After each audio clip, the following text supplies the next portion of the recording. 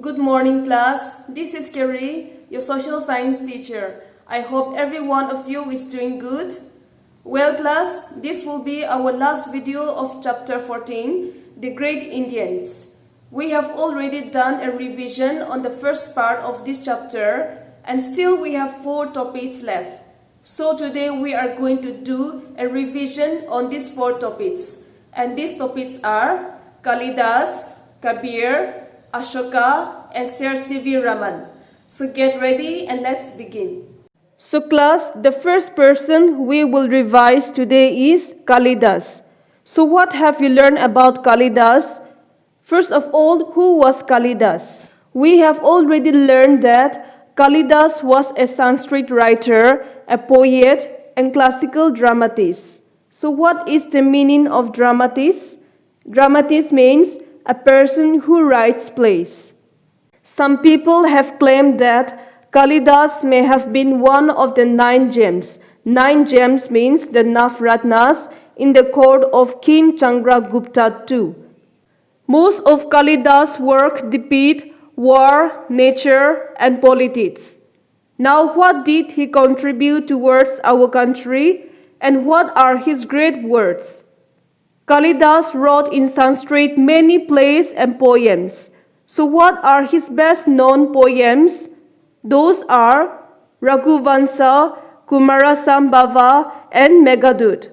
Say that again. Kalidas' best known poems are Raghuvansa, Kumarasambhava, and Meghadoot. And what was Kalidas' best known play? Yes, that famous play of Kalidas is Abhigyan Shakuntalam.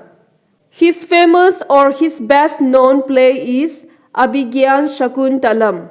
So is that all clear? The next is Kabir. So who was Kabir and what have we learned about him? Kabir was a great social reformer and a poet. As I have told you before, social reformer means a person who tries to change and improve something in a society. So Kabir lived in which century and in which place? He lived in the 15th century in Varanasi, and he was brought up in a poor Muslim family. Now let's revise what are his great words. Okay, so what was Kabir famous for?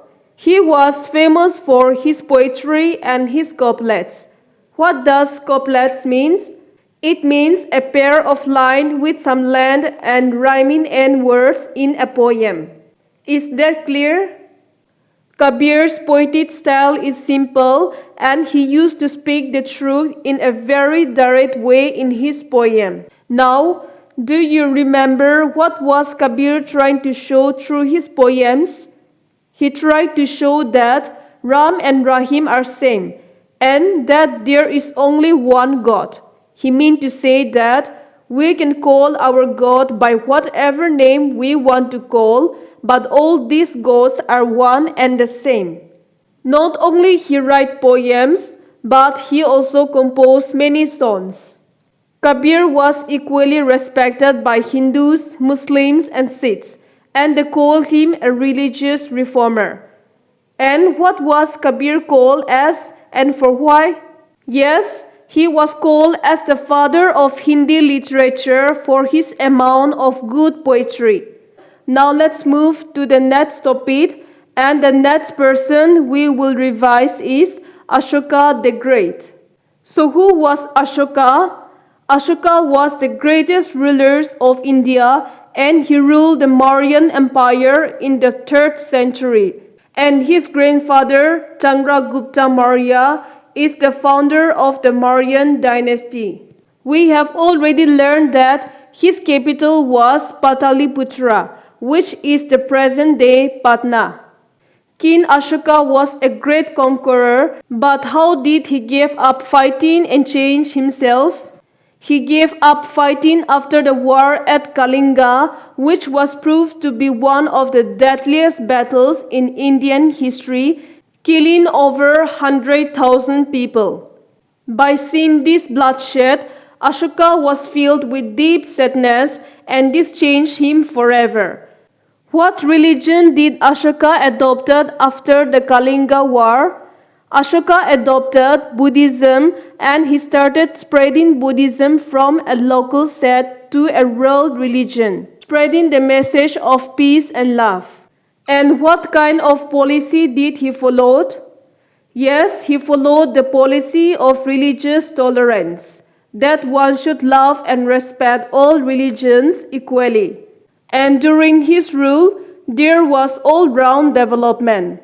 Now the last person for today's revision is Sir C.V. Raman. So who was Sir C.V. Raman? And what is the full name of C.V. Raman? Yes, class. C.V. Raman full name is Chandrasekhar Venkata Raman. And he was one of India's great scientists. And when and where was he born? Yes, he was born on November 7, 1888 in a small village near Tiruchirappalli in Tamil Nadu. What were his favorite subjects? His favorite subjects were mathematics and physics. Sir C.V. Raman was deeply interested in science. Well, so we learned that Sir C.V. Raman won a Nobel Prize. So what was the great word that made him won the Nobel Prize? In 1928, when he was doing an experiment, he discovered a new type of scattering of light. What was this discovery known as? This discovery came to be known as Raman lines or Raman effect. So for this discovery, he was awarded the Nobel Prize in Science in the year of 1930. Yes, class, when did Sir C.V. Raman won the Nobel Prize in Science? He won the Nobel Prize in Science in 1930. Sir C.V. Raman passed away on 21st of November 1970. So class, is everything clear to you? I hope every one of you have understood well what we have discussed in this chapter. Today we have match-ups for your assignment, so before writing the match-ups, first fill your index and write today's date, that is 25th September 2020. Assignment 31, heading should be in capital letters. Chapter 14, The Great Indians. Then write E. Correctly match list 1 with list 2. Then write list 1 and list 2. The first point is Sushruta. The match of Sushruta is father of plastic surgery. Point number 2, Charaka. The match is Charaka Samhita. Point number 3, Tansen. The match is Raga Malhar. Point number 4, Rabindranath Tagore. The match is Nobel Prize for Literature. Point number 5, Kalidas. The match is Meghadutt. Point number 6, Kabir. The match is Great Reformer and Poet Saint. Point number 7, Ashoka.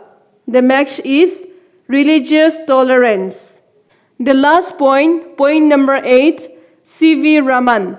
The match of C.V. Raman is Effect of Light on Water.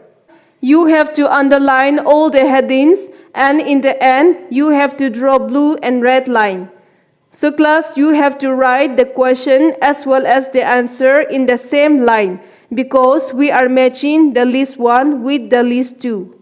With this, we have come to the end of our today's class. Thank you.